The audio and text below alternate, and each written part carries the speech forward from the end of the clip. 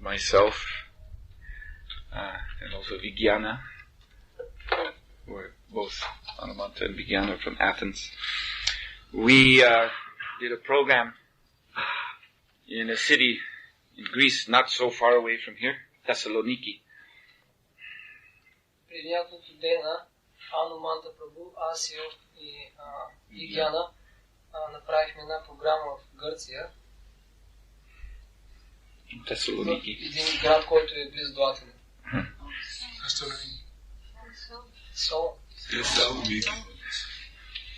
I never heard of that city before.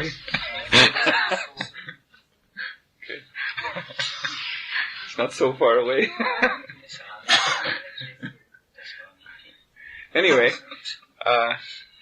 so at this program, there was one lady. She's a lawyer. Pandurani. So she had, she's reading Prabhupada's books, and so she had some questions. And one question was about hell. В тази програма имаше една жена, която беше професия адвокат, и тя четеше книгите на Шрила Прабхупада и зададе един въпрос за ада. So she wanted to know, what is this hell that is described in the scriptures? She was wondering, perhaps it is merely symbolic. Is there really a hell? And do living entities really go there? And do they really suffer like it is described in 5th canto of Srimad Bhagavatam? И тя се интересуваше дали наистина има ад, дали това не е нещо символично, дали наистина живите същества отиват там и страдат. Това е написано в 5-та песен на Шримад Бхагаватам. So because she was a lawyer, I explained that this state is not really interested in building prisons, but they must do it because in society there are always criminals. И тъй като тя е адвокат, аз си обясних, че държавата няма никакъв интерес да стои затворено, тъй като винаги има престъпници, тя трябва да го направи. A criminal is a person who puts others in distress. Престъпникът е личност, която причинява нещастие на другите. By robbing from them, or injuring them, or even killing them. Като ги ограбва, като им причинява болка или дори като ги убива. So such persons have to be isolated from the sane section of society. И такива личности трябва да бъдат изолирани от мъдрата част на обществото. And they have to be reformed. И те трябва да се поправят. So therefore, it's necessary for the state to have a court system and to have a prison system. И с това е необходимо държавата да има съд и също затвори. So because she was a lawyer, she could understand that. Тъй като тя е адвокат, тя можа да разбере това. And so I said, so the same is true in this cosmos, in this universe. There is also a prison department. Също нещо важи за този космос, тази вселена. Там също има такъв затвор. And that is termed in all scriptures of the world as hell. И във всички писания това се определя като ад. And the clearest description of hell we find in the Srimad Bhagavatam.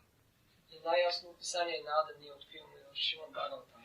That there is a planet called Yamaloka, which is the planet of Yamaraj, who is the judge of the karma of living entities in this universe. И има планета, която се нарича Ямалока, която управлява Ямараджа, който присъжда кармата на живите същества от тази вселена. And within this Yamaloka, there are many places of punishment. И в тази Ямалока има много места за наказание. Bhagavatam, the 5th canto, gives a description of 27 such hells. В Бхагаватам се описва 27 места. Shukadeva Goswami indicates that there are millions of hells. И Шукадева Госвами също отбелязва, че има милиони адове. But he describes 27. И той описва само 27. And the descriptions are not very pretty. Описанията не са много хубави. So the way that one enters the hell is the same way that a criminal gets shut up in a prison.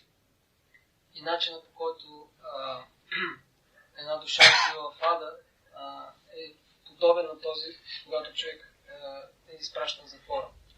If one commits activities as described here in text 25, activities in the mode of ignorance, Ако човек извършва дейности, такива, каквито са описани в текст 25 или действия в невежество, Hare Krishna.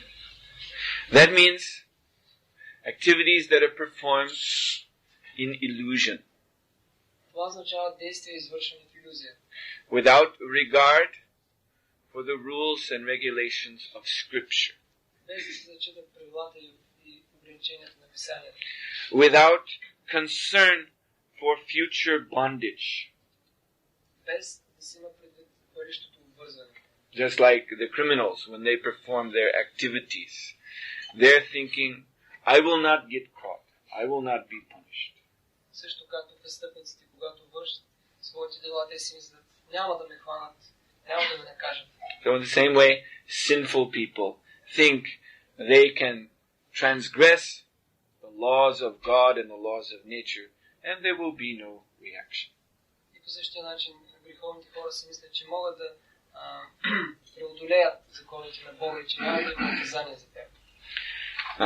They do not care about the violence of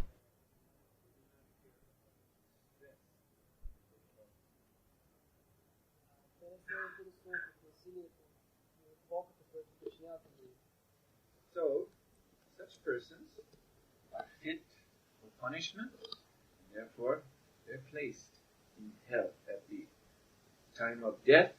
The agents of Yamaraj, the Yamadutas, they drag the subtle body, so-called astral body, away from the gross body at death and bring it down to the Yamaloka. Такива личности са подходящи за наказание да бъдат изпратени на Ада и по време на смъртта Ямадутите, които са слуги на Ямарадж, хващат силното тяло или астралното тяло и го измъкват от грубото тяло и завличат душата в Ада. And there, Lord Yamaraj, who is empowered by Paramatma to see the hearts of the living entities who are brought before him, he gives judgment. И там Ямарадж, който е надарен от Бога да вижда сърцата на тези души, той определя наказанието. Sometimes in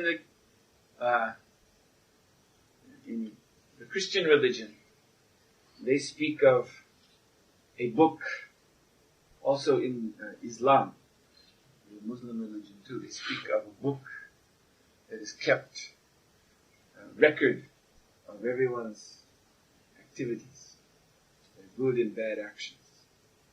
Понякога в християнската религия също и в исляма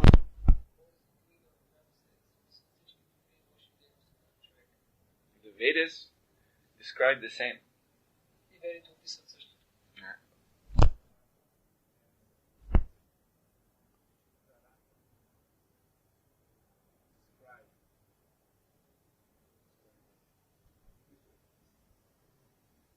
He keeps the book, and when the sinful souls are brought before Yamaraj, the sinful activities are read from the book. And as Yamaraj hears this reading, then he begins to, actually it is described, that Yamaraj begins to swell up, he begins to expand, get bigger, and bigger, and more frightening. And the sinful person who is there becomes more and more afraid as he's hearing his sins and seeing Yamaraj looking at him, blazing eyes, getting bigger, bigger.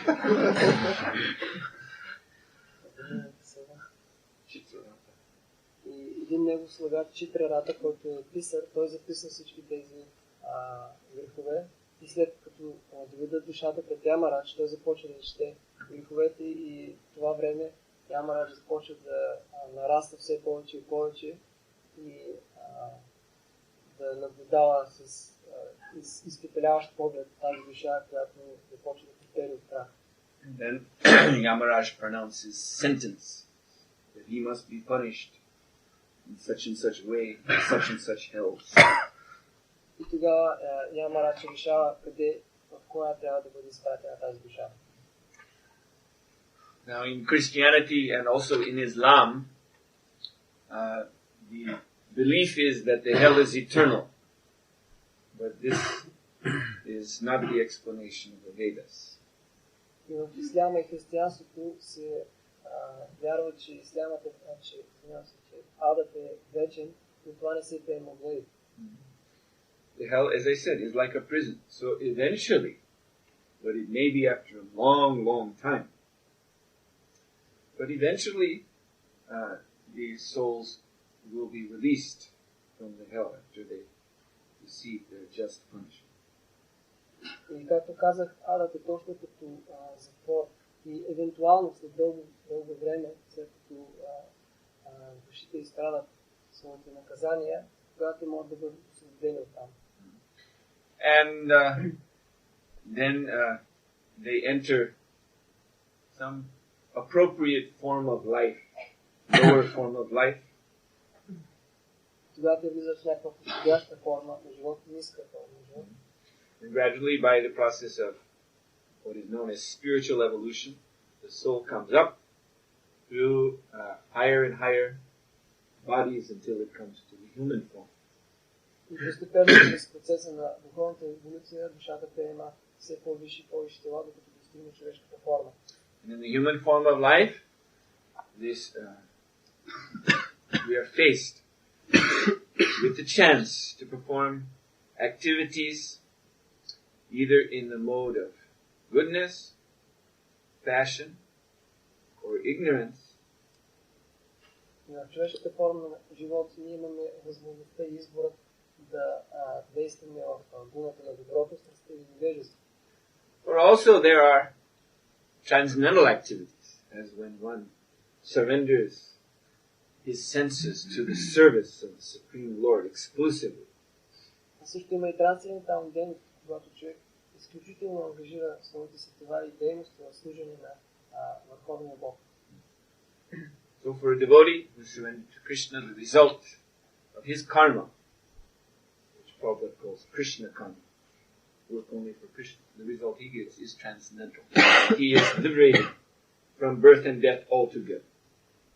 И резултатите от дейностите на такъв предан отдаден са, както Прабхупада казва, Кришна карма, или резултатът е, че той завинаги се освобождава от раждането и смъртта. So here we're reading in this section of the Bhagavad Gita about the activities in the three material modes of nature and what result one gets from that. В тази част на Бхагавад Гита ние четем за дейностите в трите материални думи на природата и какво човек получава от тях. So in the mode of goodness, material mode of goodness, the soul is promoted upward to the region called heaven. И в материалната гуна на доброто душата се подготвя да достигне небесата. Which is not the spiritual world. Което не е духовния свят.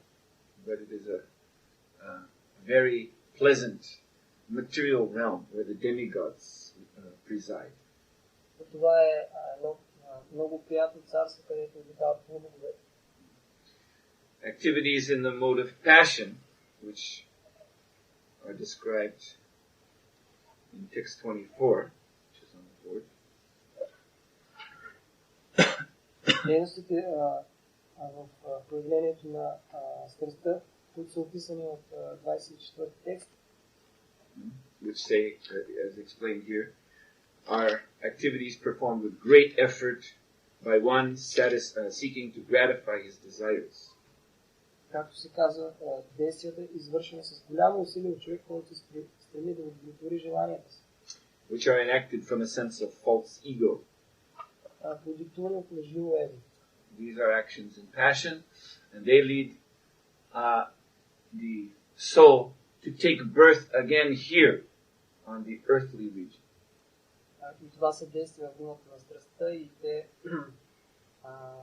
дават възможност на душата да се роди отново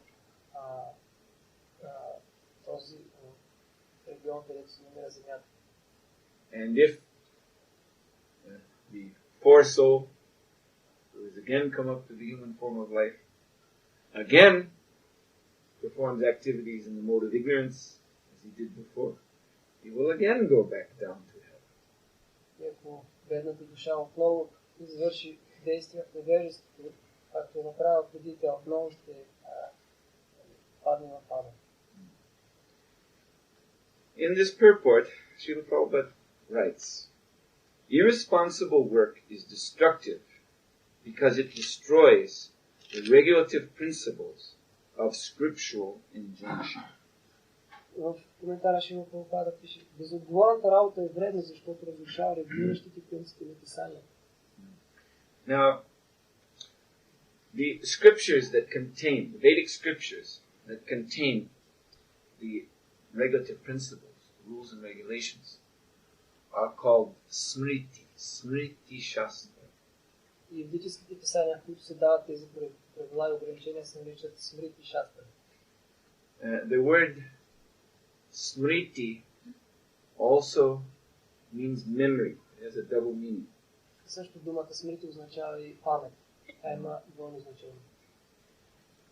So, there is a statement, Smartavya Satatam Vishnu Vishmarto na Jatuchit, that the essential regulative principle of all revealed scriptures is to always remember Krishna and never forget him. И в един стих се казва, че същността на всички правила ограничения е да се помни винаги Кришна и никога да не се забравя. Regulative principles consists of do's and don'ts. There's always positive and negative. You should do this, you should not do this. Регулиращите принципи се състоят трябва да се прави и не трябва да се прави. So ultimately, all regulative principles in the scriptures, they are meant to simply force us to remember Krishna, that is the do, and the don't is never forget Krishna. И в крайна сметка всички правила, ограничения, посочени в писанията, ни водят към едно нещо. Това, което трябва да се прави, е да се помни винаги Кришна, а което не трябва да се прави, е никога да не го забравяме. So just like in law, lawyers know that there are law books. That means there are the actual codes of the law itself. Също както и в закона има такива законодателни книги. And there are also law journals. Също има изписания за закона. Which give the history of court cases concerning certain laws. Които разказват за историята на различни съдилища, които са следвали различни закони. And judges and lawyers, they consult these journals to see how the law was interpreted in the past. И съдиите, адвокатите се правят справка с тези писания, за да разберат как в миналото са следвали тези закони. Am I right, Pandura? Прав ли съм, Пандура? Прав ли съм, Пандура? Yes? So also in the Vedic scriptures, there are Dharma Shastra. Dharma Shastra means the scriptures containing the actual rules and regulations. Do this, don't do that. Също в писанието има точно определени Dharma Shastra. Трябва да се прави точно това и точно това да не се прави. And there are also the Puranas, which contain histories, narrations that illustrate what happened to someone when he obeyed this rule, or what happened to someone when he broke this rule. А също има и Пураните, които представляват разкази, които илюстрират какво се случва на човек, ако следва това, което трябва да се прави, или ако той не го следва. So both the Dharma Shastras and the Puranas, they fall under the category of Smriti. И двете, и Dharma Шастрите, и Пураните влизат в категорията на Смрити. By studying these Shastras, we should remember what to do and what not to do in our life. И като изучаваме Шастрите, ние трябва да помним какво трябва да правим и какво не трябва да правим в живота си. That's what Smriti means, to remember. Това означава Смрити, да помним. And ultimately, we are to remember Krishna and never forget him. That's the point of all rules and regulations. В крайна сметка, ние трябва винаги да помним Кришна и никога да не го забравяме. Това е същността на всички правила и ограничения. So, Prabhupada writes in the purport, as we just read, that activities in the mode of ignorance, they destroy the regulative principles. И Шрила Прабхупада пише в коментара, че дейностите в гуната на невежеството разрушават регулиращите принципи. They destroy the smriti. Те разрушават смрити. That simultaneously means they destroy our memory. И това в крайна сметка означава, че те разрушават нашата памет. In Bhagavad Gita, if you turn to the second chapter, text 62 and 63, you'll find that very point is being explained. И ако се обърнем към втора глава на Бхагавад Гита, текст 62 и 63, там се обясняват същите неща. These are two very famous verses. Това са два много известни стиха. Dhyayato Vishayam Pungsa Sangasteshu Bhajayate Sangat Sanjayate Kama Kama Krodho Vijayate Krodha Bhavati Samoha Samohat Smriti Vibhrama Smriti Vrihamshat Buddhinasha Pranashyati. Докато се зарецава обектите на сетивата, човек развива привързаност към тях. И тази привързаност се поражда поход, от похота възниква гневът. От гнева възниква пълната илюзия, от илюзията объркване на паметта. Когато паметта е объркана, човек изгубва разума си, а когато изгуби разума си, отново пада в материалното благо. So Smriti Brihamshat, when memory is bewildered, if one breaks the regulative principles of the scriptures, then his memory becomes bewildered. He's unable to remember Krishna. He's unable to remember himself as soul.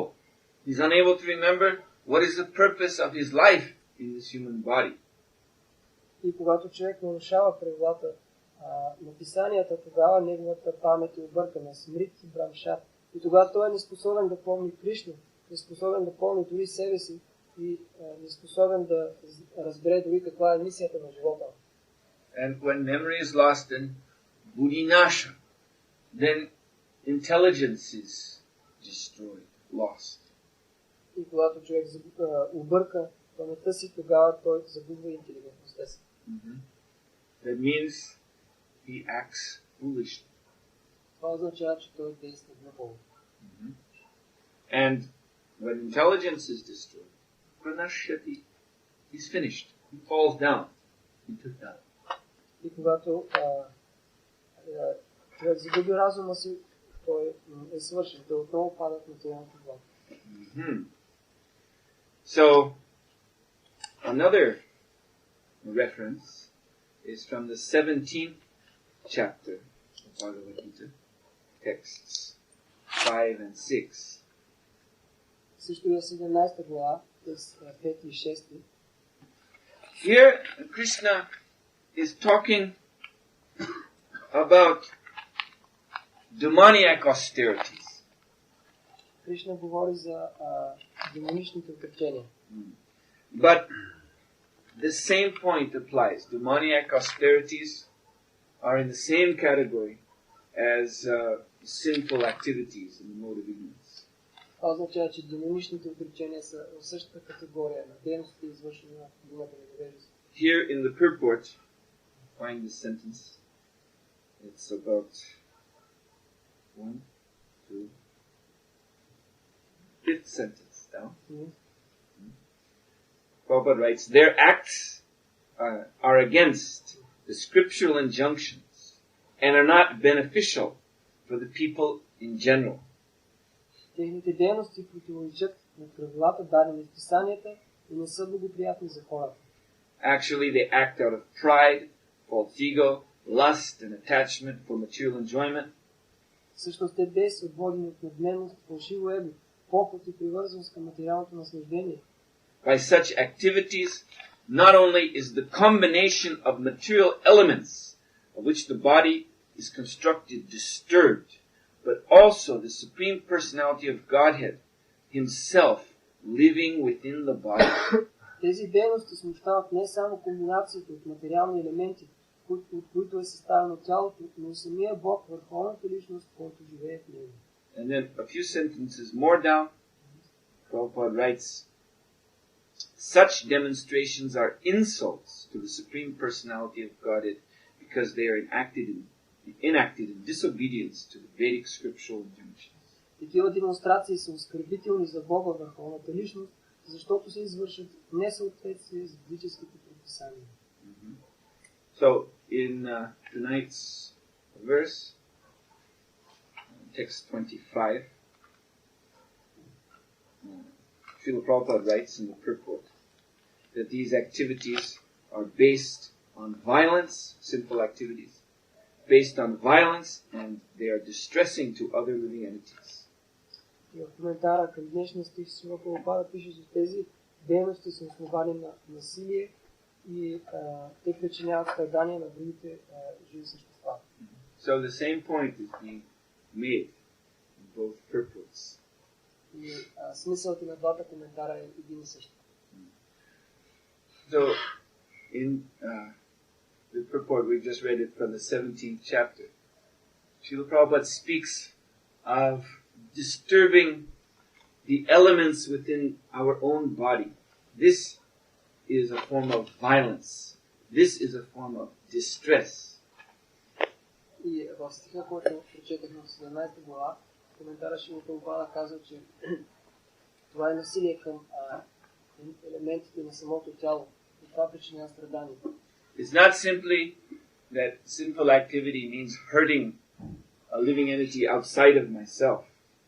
Това не означава, че греховна дейност е да нараниш някого, който е извън твоето тяло.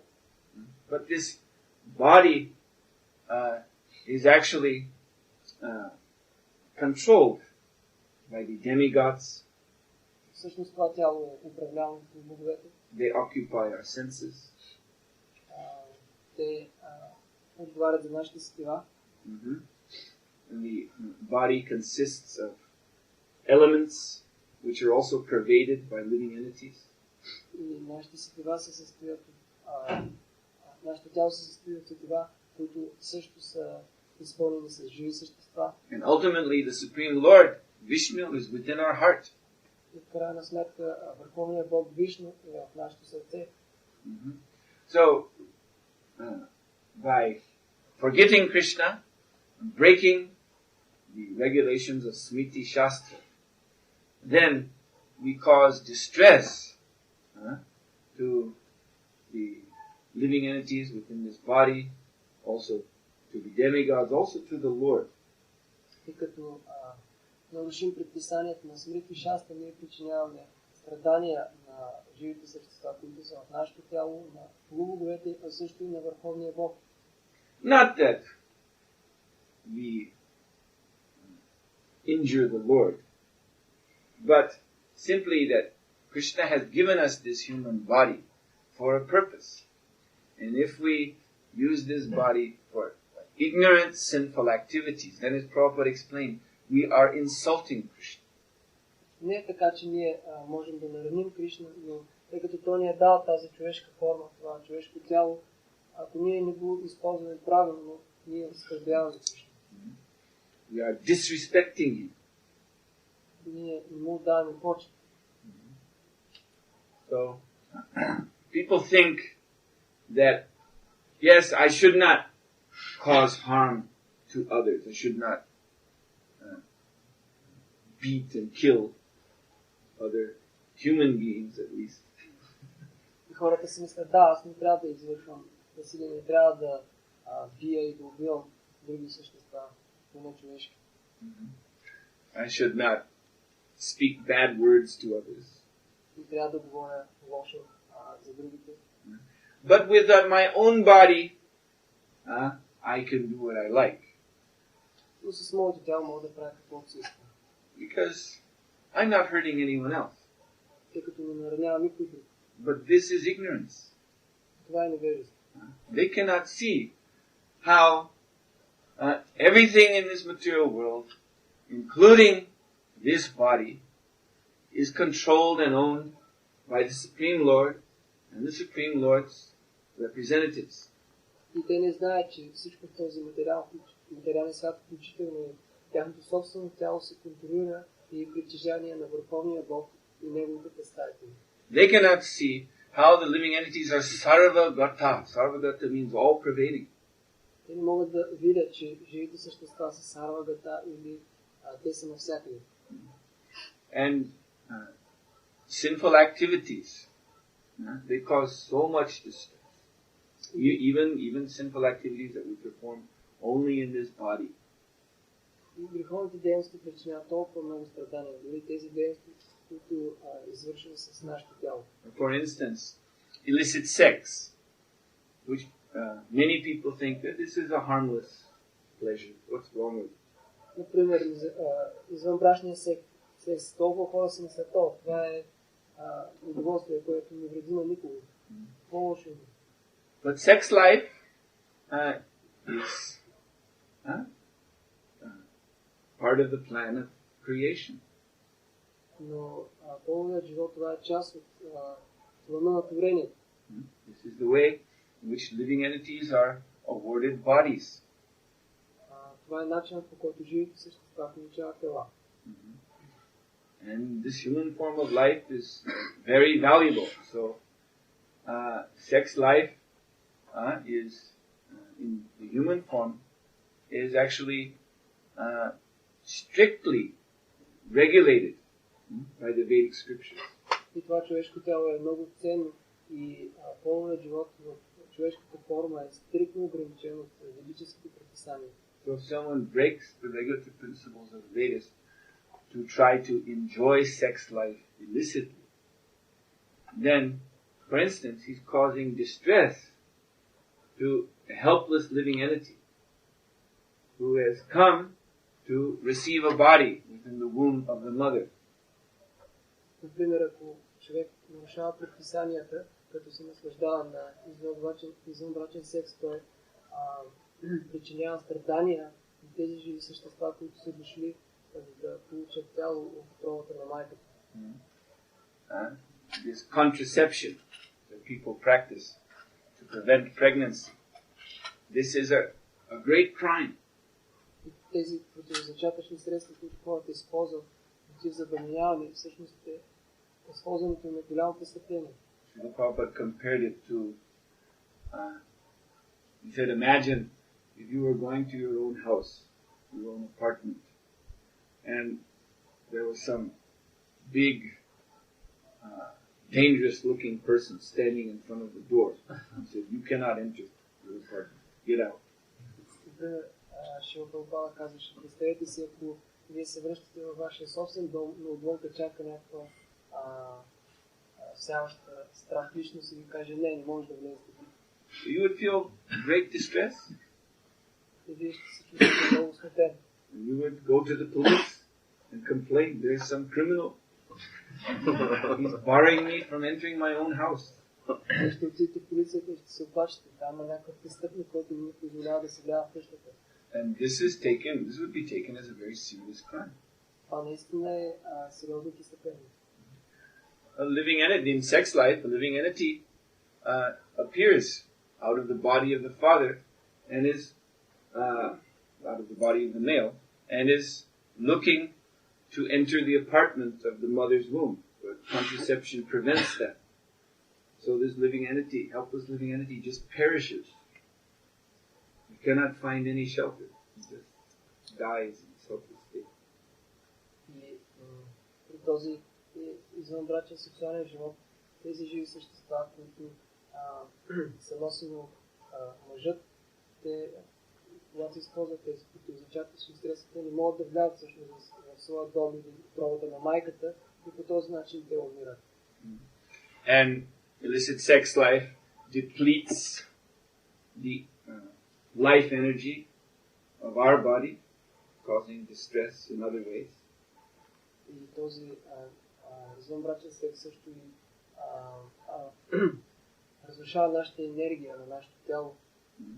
Illicit sex degrades our mind by attaching our consciousness to very nasty habits. Извънбрачният секс причинява деградацията на ума ни, като го привърза към отвратителни навици. And finally, it's a great insult against the Lord who is within our heart. И най-накрая това е велико оскърбление срещу Бога, който е в нашето сърце. And certainly we can understand it. The other regulative principles, breaking those, like meat eating, that is certainly very violent, causing so much distress for other living entities and also for ourselves. Също можем да разберем, че нарушаването на другите разбиращи принципи причинява голямо страдание, например, на святството, както и на други живи същества, така и на нас самите. Of course, foolish people today, they think that meat eating is all right because animals don't have souls. But this is nonsense. Разбира се, глупите хора си мислят, че да се убиват животни, това няма нищо лошо, защото те нямат душа, но това са глупи. I've seen in different countries, it is common to see on the big meat trucks that one sees on the roads, on the side of the lorry, there'll be painted some animals, cow, pig. They have big happy smiles. And in Germany I saw one where the animals, the butcher was, it's like a cartoon on the side of the truck. The butcher's coming with a big axe, sharp axe. And the animals have big smiles. Oh, now he's going to kill us.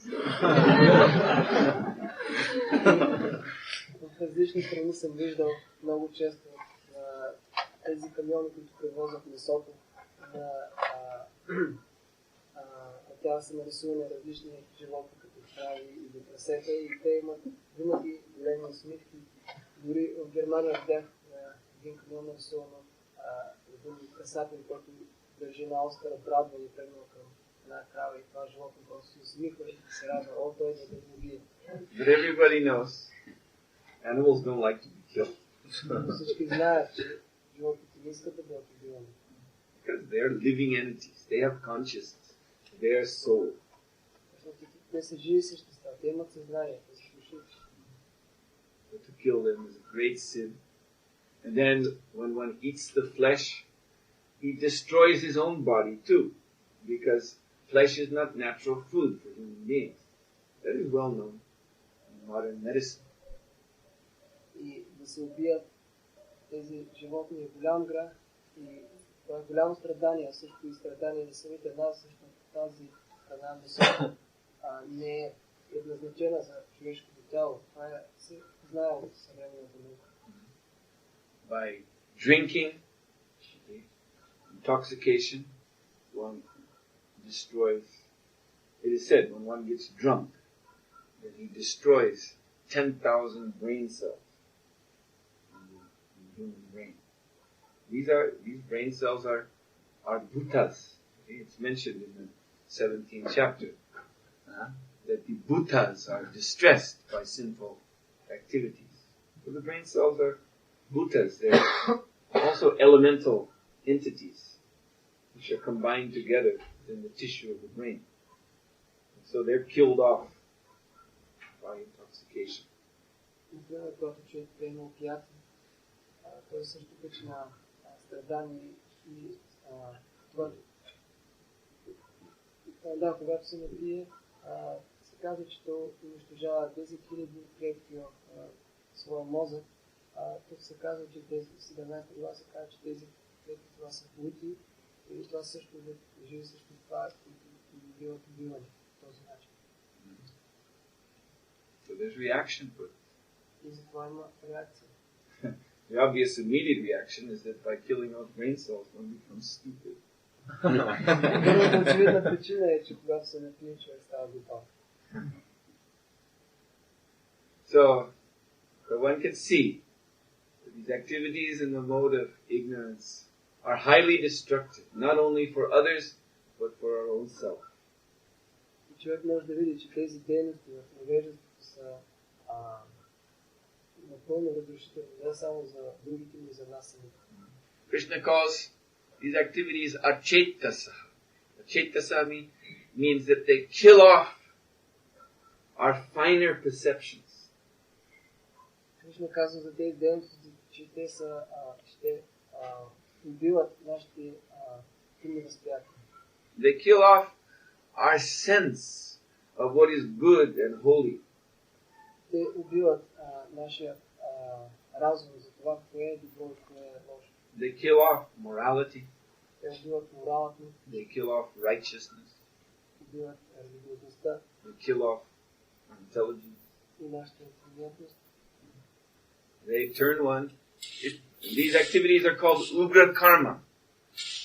Ugra karma means nasty work. So they turn one. These activities actually transform one into a beast. И тези дейности се наричат угра карма, което означава отвратителни дейности, които превръщат човека в животно. So, by sinful activities, one becomes a fit candidate for hell. He's actually simply preparing himself to go to hell. He's showing the Lord, that's where I want to go. И чрез греховните дейности човек става напълно подходящ от зрия Фадър. Той се подготвя и всъщност показва на върховния Бог. Точно това е мястото, където искам да отида. He cannot complain that, something unjust is happening to me. Why am I being dragged to hell? That's where you wanted to go by your activity. Той може да се оплаче. Това е тайна справедливост, да бъде изпратен на Фадър. Но точно това желаеш ти, точно там искаш да отидеш. И твоите дейности. So, in a conversation between Maharaj Yayati and another king, Ashtaka, Yayati reveals that there are 4 ways to save oneself from hell. И в един разговор между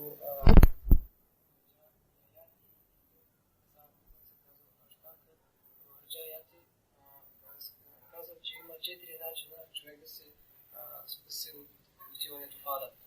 One should perform sacrifice. Човек трябва да извършва жертвоприношение. One should practice austerities. Човек трябва да практикува отречения. One should become learned in Vedic knowledge. Човек трябва да изучи ведическото знание. And fourth, one should worship the Lord. Четвърто, човек трябва да обожава Бога. But then Maharaj Yayati, he gives a warning, even about these 4 activities. Тогава Махараджа Яти дал предупреждение дори за тези 4 дейности. He says that these should be performed without pride. Он казва, че тези дейности трябва да се извършат без гордост. In other words, while performing sacrifice, one should not be thinking that, oh, I am the most expert performer of sacrifice. Това означава, че докато извърши тези жертвоприношения, човек не трябва да мисли, о, аз съм най-експертна в извършването на тези жертвоприношения. While practicing austerity, one should not think, there is no one who matches my austerity. I am the best. Докато се подлага на отречение, човек не трябва да си мисли, че никой не може да го достигне в тези отречения, че той е най-добрият. Nor when learning should one think, I am so intelligent, I am surpassing all these other fools around me.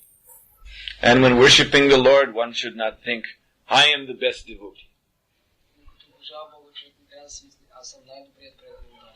Because pride is the symptom of ignorance. That means within pride is the seed of these activities which we've been reading about tonight, these sinful activities. Това означава, че гордостта е семето на тези греховни дейности, за които четем днес. So although one may externally appear to be very pious, very good, if he's proud, then within his heart he's growing the seed of sin. И въпреки че външно погледнато човек може да изглежда много благочестив, ако той е горделив, тогава това означава, че в неговото сърце той подхранва това семе на греховните дейности. And Krishna puts one who is attempting to be pious, attempting to become his devotee. Krishna puts him to the test to see if there is such a seed of sin in the heart. И този, който се опитва да бъде благочестив и да бъде предан отдаден, бива подлаган на тест от Кришна, за да разбере Кришна дали той има такова семе на гордостта в сърцето си. Maharaj Yayati, this conversation I'm describing, took place when Maharaj Astika saw Maharaj Yayati falling down out of heaven.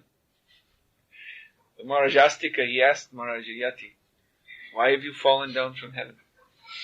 Този разговор, за който говоря, се случил точно когато Махараджа Яяти падал от рая и тогава Махараджа Аштака го попитал, защо ти падаш от рая? And Maharaj Yayati replied that when I was in heaven, King Indra asked me a question. Махараджа Яяти отвърнал, когато бях в рая, цар Индра ми попита за нещо. So he asked me that you have attained this heaven by your austerities. So, what do you think about your austerities in relationship to others who are here? И цар Индра го попитал, ти постигна райските планети благодарение на твоите отречения, но какво мислиш за връзката на твоите отречения с другите? And Maharaj Yayati answered King Indra that I don't see anybody here who can match my austerity. Махараджа Яяти отвърнал, аз не виждам никого тук, който да може да се сравнява с моите отречения. And Lord Indra, who is the king of heaven, he replied to Maharaj Yayati, by this answer, you have just exhausted all your pious activities. So now it's time for you to leave. Цар Индра казал, това е отговорът, самата причина за да изгубиш всичките си резултати от благочестивите си дейности и сега е време да си отидеш. So of course in Krishna consciousness, in this system of bhakti yoga, we're not concerned with heaven. Разбира се, в Кришна съзнание, тази система на бхакти йога, ние не се интересуваме от отиване в рая. We're not concerned with the material mode of goodness.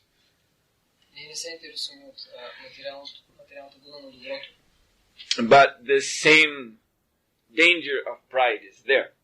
Но същата опасност от гордостта съществува. If a devotee, in executing his service to Krishna, becomes proud, that is the same principle of ignorance. That means that is the same seed of sinful activities. Ако докато човек отдава служение на Кришна се възгордее, това означава, че това е същия симптом на невежество, това е същото семе на греховни дейности. So one should take careful note of these verses, which are describing the symptoms of activities in the mode of ignorance and their terrible results. Човек трябва внимателно да изучи тези симптоми на греховни дейности, които са описани в тези текстове. Because this pride, if it infects our activities in Krishna consciousness movement, and we don't take steps to rid our heart of this pride, we allow it to grow more and more, then this pride will lead us to this very predicament being described here. Защото ако ние позволим на тази гордост да се развие в нашите сърца и не се освободим от нея на време, тогава тя ще е причината да достигнем същите дейности, които са описани тук. So, what is Lord Chaitanya said in Shikshashtakam? Какво каза Бог Чайтания в Шикшаштака? Someone is reciting. Trinada pisa nichana, torora pisa hishnana, omonina monadina, kirtaniya, sadahari. One can engage in this Sankirtan movement without disturbance, without interruption, without falling down, if one remains humble. Този стих Бог Чайтания казва, че човек може да отдава служение в това Санкиртан движение, без да бъде обезпокоян, без да падне, ако бъде смирен. That means, specifically, as this verse says, to be tolerant, even if someone is criticizing me, insulting me, I should be tolerant. Това означава, че, както каза този стих, ние трябва да бъдем търпеливи, дори ако някой ни критикува. Even though there are so many difficulties I must undergo to perform my service in Sankirtan.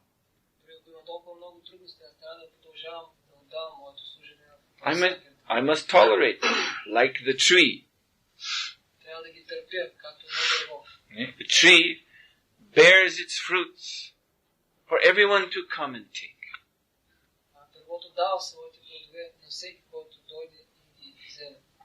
Someone may come and take the fruit very nicely, carefully, detaching it from the branch. Someone may come with an axe and cut off the whole branch and take all the fruit away. But the tree doesn't complain. He tolerates.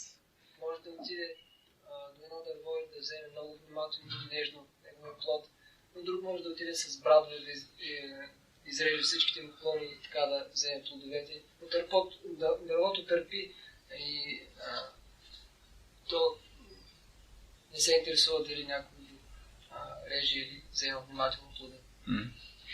One should be humble, like the blade of grass in the street. Човек трябва да бъде смирен като сламката на улицата. And one should not be looking for respect for himself, but should be ready to offer all respect to others. Човек не трябва да очаква почет от другите, но винаги да е готов да отдава почет на останалите. And this is not merely just nice behavior. Of course it's nice behavior. But this verse is not to be taken as some kind of indication of what is nice behavior. But actually it is necessary behavior. И това не е просто един вид добро държание. Това наистина е добро държание. Това, което обяснява този стих е, че това не е просто добро държание, това е необходимо държание. It's not something that you can think, yes, someday I will be like that, maybe. You must be like that now, because if not, then there will be pride, and pride means, as I've explained, the seed of sinful activities, activities which degrade one to hell. Ние трябва да мислим, това е хубаво, някой ден се надявам да аз да се държа така. Ние не трябва да мислим така, да станем такива сега, защото ако не го направим, тогава ще се появи гордостта, която означава семето на греха и тогава тези греховни дейности ще ни завлекат в ада. Are there any questions? Yes? I have a few questions. First of all, because in the past we used to, when we have in a Magavarti, we used to recite Shikshastika. But we include it right now because I asked in the past Kishar Prabhu and he told me that we have to make it very simple. But now maybe we can recite because we have installed it. And it's night. Yes, this is very we recite common in ISKCON temples to do this. We recite in the Sanskrit and then we recite a translation. Yes. Very good. And you should also, then you might as well include the recitation of the translation of the Shri Guru prayer. The Shri Guru Charana Padma prayer to Srila Prabhupada. In the morning, and Guru Puja. After Guru Puja. Yeah. And second question is because when the punished spirit soul taken by Yamadutas, they come in front of the Yamaraj, and they have to get some forms.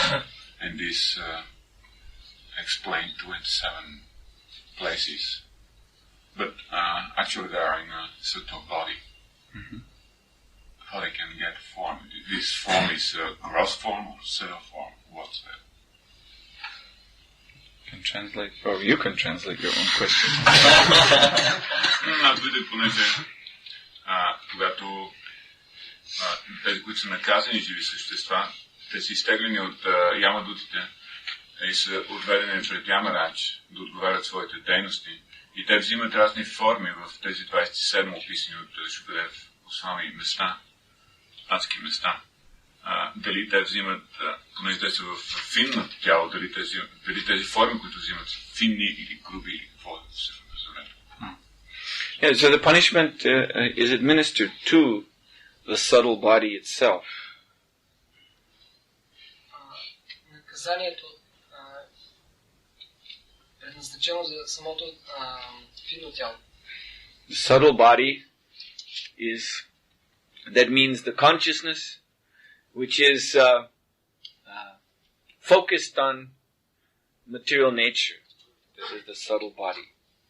So it's subtly conditioned by mind, intelligence, false ego.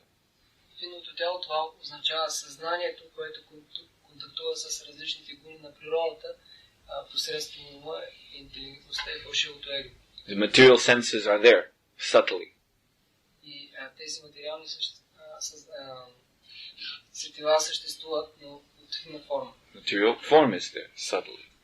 Материалната форма съществува на финно ниво. Mm-hmm. So that's why in hell the punishment may go on for millions of years. The living entity cannot die. The subtle body doesn't die because it's the consciousness itself, which is simply associating with matter. The gross physical body can become exhausted and finally just die, but not the subtle body. So therefore, the punishments are administered to the subtle body, and they can extend for millions and millions and millions of years without stopping. И затова в да човек може да страда милиони и милиони години, тъй като финното тяло не може да умре. Ако той има грубо тяло, то може да се изтощи и накрая да умре, но финното тяло това е самото съзнание, което контактува с материята и то може да продължи да страда в продължение на милиони години. Yes? Is pride the cause of inattention in chanting? Гордостта причината ли е за невнимателното мъдруване? Well, inattention in chanting is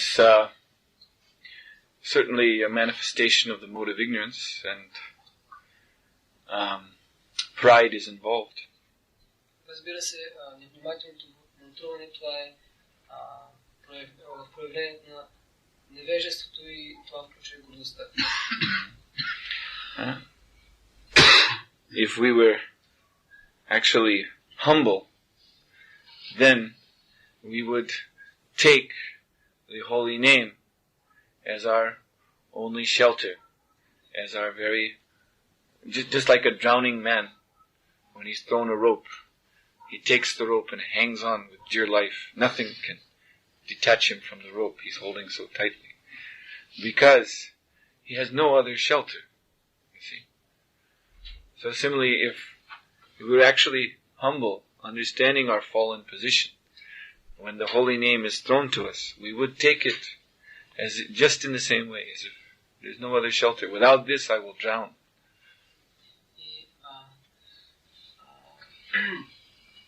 Ако ние наистина сме смирени, тогава, когато ние ще приемем святото име за наш единствен подслон, единствена наша надежда, тъй както един отдавник, когато му хвърят въжа, той се хваща за него и нищо не може да го накара да се пусне от това. По същия начин, ако ние сме смирени и бъде дадено това свято име, ние ще се хванем за него и ще се придържаме като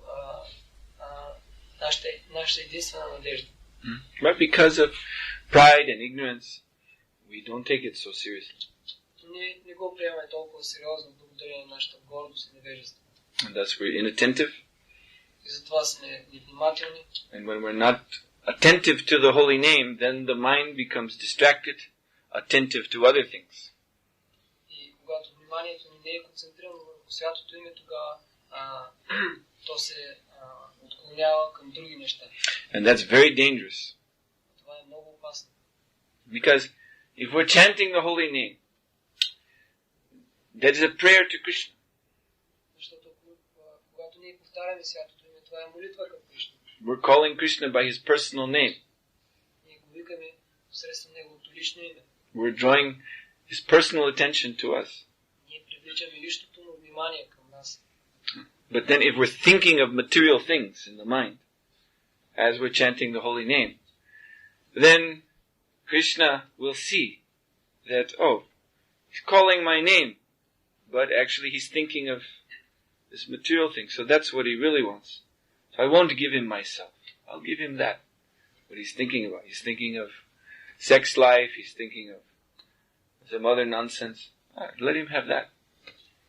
И докато повтаряме святото име, ако ние си мислим за материални неща, тогава Кришна вижда и той си мисли, ето този човек ме вика чрез святото име, именно той има тези материални желания, той си мисли или за сексуален живот, или за някакви други глупости, и тогава нека му позволя.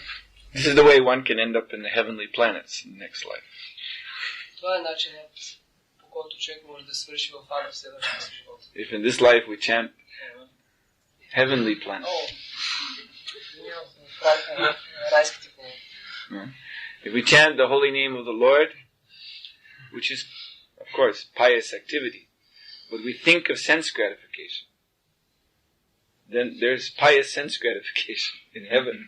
Ако повтаряме святото име и по време на това си мислим за сетивно наслаждение, тогава това е благочестива дейност и ние можем да достигнем рая. And then, of course, when the devotee ends up in the heavenly planet, he laments. That's why it said that residents of the heavenly world, they pray to the Lord, please let me take birth on earth now, because there's the Sankirtan movement. But I'm stuck here in heaven. I have all these beautiful apsaras hanging on my neck. All this somarasa to drink. Предно ударението се свърши в райските планети тогава. Както се казва, обитателите винаги се молят на Бога да получат раждане на тази земя, защото по това време, това санкиртан движение, те си мислят, нека се родят там, защото сега тези толкова много апсари, които са увиснали на врата ми и толкова много сома расата да се изпива. Here I am, wasting my time. Се губя просто времето. Yes, Pandurani? Ние се намираме, какво означава да помним Кришна? Да помним някой негова форма, да помним инструкциите на духовничето, да помним муртите и защо по какъв начин да го помним. Самият първи въпрос. Втори въпрос, след едно отрече, да станем смирени още сега. Questions is on our level of advancement, what means to remember Krishna, how to remember Krishna, the spiritual master. And the second is how to become humble now. Well, first question, one can remember Guru and Krishna only if one is serving them. Човек може да помни Гуру и Кришна единствено като им служи. If, as I was explaining in this morning's class, you see, there is this pretending service. I'm going through the motions of being a disciple, a devotee, but I'm actually serving my own interests. So if one is in this state of mind, he won't be able to remember Guru and Krishna. He's thinking of his own plans. Както обясних днес в сутрешния клас, ако човек има свой собствен план, това е всъщност фалшива преданост. Човек може да изглежда, че се отдал на тези емоции на преданото служение, но това ще е само фалшиво, защото той всъщност служи на неговия собствен план и идея, а не на духовния учител на Кришна. But one is actually serving with love. Love simply means, let me serve the desire of my spiritual master and Krishna. Let me understand what their desire is by hearing, and let me serve that desire. That is love. Then I will remember Guru and Krishna always. Да се служи на Гуру и Кришна, това означава първо да се разбере какво е тяхното желание и тогава да се служи и да се служи с любов. Тогава човек може да помни Гуру и Кришна. And this answer also answers the second question. That's how you also become humble. Това е отговорът на вторият въпрос. По този начин ти можеш да станеш смирен. Now. You do that now, then you'll become humble. Правиш това сега, ти ще станеш смирен. Yes? Аз искам да споделя един опит, който в момента става в Стара Загора и просто ви моля за вашето мнение. Практически там няма храм, няма шрам, няма ни място все още, но си получи нещо много интересно. Аз разпространявам махамантрата по един особен начин и тези хора, които съвсем сериозно се взеха с нея, си получи обратния ход. Предварително не се спазват регулиращите принципи, след мантруване се получава точно същия ефект, както примерно при спазване регулиращи принципи, отказване от месо, от алкохол, от пребиваване на чисти места, от секс. И защо много интересни опити и аз искам да чуя неговото мнение, дали Веда философия има нещо против тези неща. И бих искал, имам огромно този въпрос, необходимо е неговото помощ. И още един въпрос имам.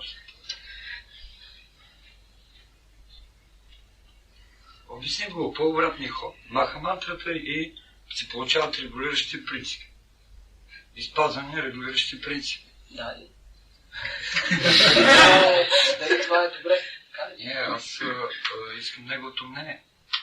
Получава се много добре, защото самият човек получава това удовлетворение, което не е, че желая, просто получава другото. He asks about your opinion about in Staranagora. He said that there is no temple, but he is trying to distribute the holy name in some way, and there is such an effect. People take it, and after that they follow the regulative principles. That is, and yes, about this, it is according to Vedas. It is good. And also he asks that he wants private conversation. Okay. That was a very long question. So, I'll give a very short answer. The first point, it is good. The second point, yes.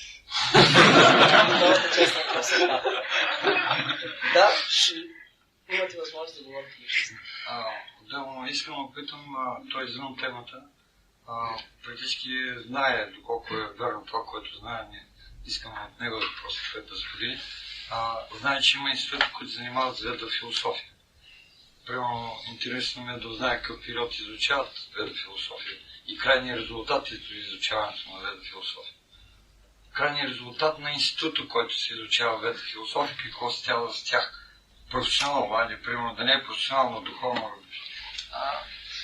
He knows that there are such universities for studying the Vedas, and he asks what is final result of the persons who studying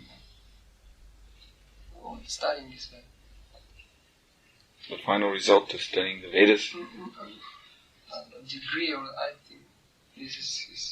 No, the final result is that you go back to Bhakti. Крайният резултат от изучаването на Ведите е, че се връщате отново при Бога. Обратно при Бога. Srila Prabhupada said that Krishna will give you a certificate. Шрила Прабхупада казва, че Кришна ще ви даде документа. Тук не става въпрос за документа. Знае, че официално има университети, които се изучава веда философия. Съвсем не се шегувам с това въпрос. Ще даде документа, но там се занимават и като на духовна сфера какво получава. Като духовна сфера за развитие към обществото. Този въпрос ми вълнува. А не какво получава човек. Какво могат да дадат към обществото тези хора? What these people who learning this, studying this Veda in these institutions, what they can give spiritually on the society. What they can give? Yes. They can give Krishna. Тези хора могат да дадат Кришна. Complicated questions, simple answers. They should make a book. There was a book called Simple Questions, Simple Answers. Complicated questions and simple answers. Чендafil.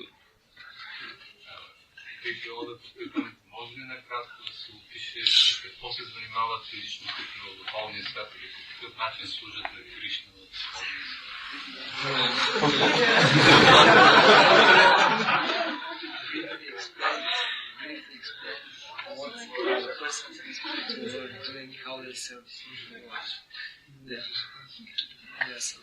How they serving Krishna in the spiritual world?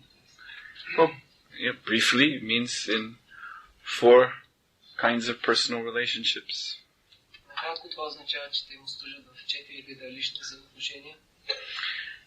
As servant, as friend, as parent, as lover.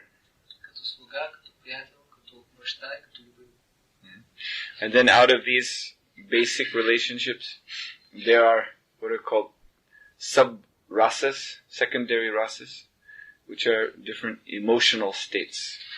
И от тези 4 раси основни възникват и другите подраси, които са като емоционални състояния.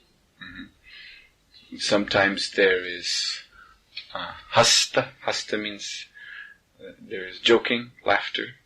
Понякога има хаста, и това е шега. Sometimes there is surprise or shock. Понякога има удивление или шок. Sometimes there is anger. Понякога има гняв. Sometimes there is what is called virya. Virya means like chivalry. You know this word, chivalry, or yes. Понякога има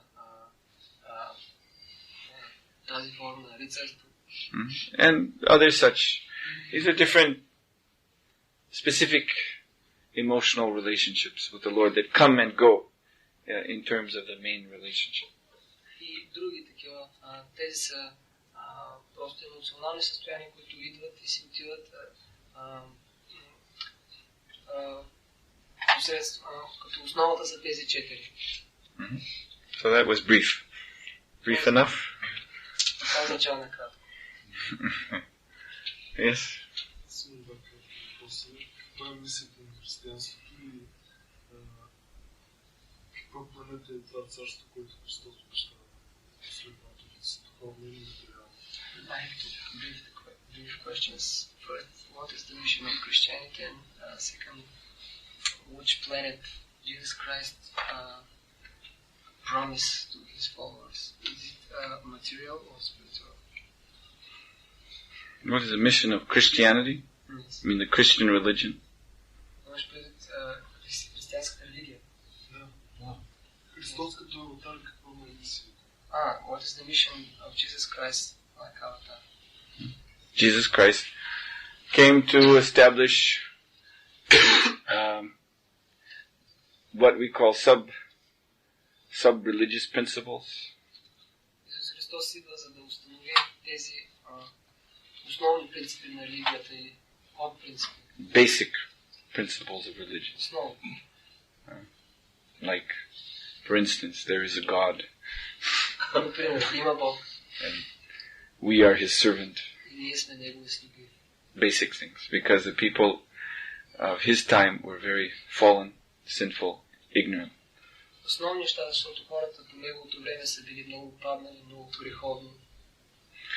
And the second question, Jesus Christ is a Vaishnava. That is confirmed by Srila Prabhupada.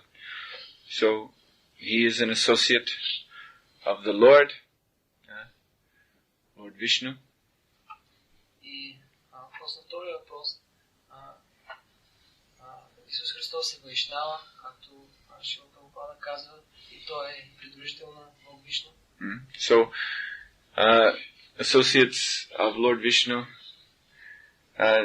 they exist eternally in the spiritual world, but they come to this material world. They may also have a planet in this material world.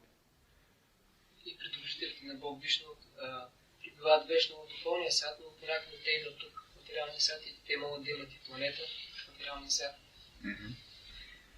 So Jesus Christ told His followers that I have much more to tell you. You cannot understand it now. И Исус Христос е казал на последователите си, мога да ви кажа много повече, но вие няма да го разберете сега.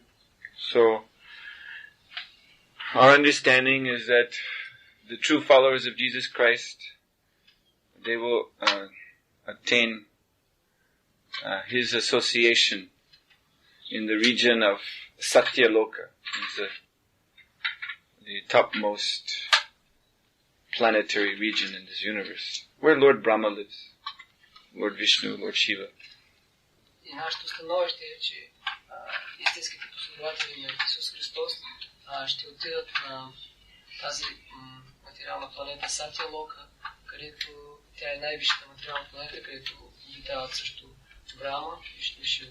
And there they will receive the further instructions from Jesus Christ, how to attain the spiritual world. И там те ще получат допълнителни наставления как да достигнат до духовния свят. Alright, so I'm going to stop here. Srila Prabhupada ki jai.